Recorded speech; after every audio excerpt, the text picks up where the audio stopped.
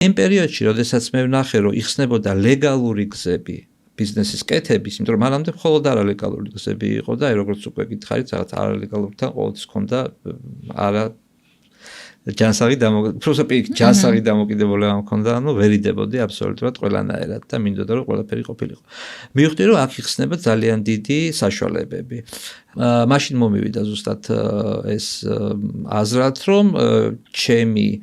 დავიჭირე ეს ტალღა, ეს მაშინ ტალღა იყო, დაგეჭირე ეს ტალღა, რომ მოდი საერთოდ ახალი ტალღა, როგორც ახლა AI-ის ტალღა მოდის, ხო, რაღაც თავის დროზე ინტერნეტის და .com-ების ტალღა იყო, სხვა ეს ტალღაც დავიჭირე და ამაზე თალკე შეიძლება მე ვისაუბრო. მაშინ დავიჭირე ეს ტალღა, რომ ეს კომერციული საქმიანობა და ბიზნესი აუცილებლად დაიწყო და მაშინ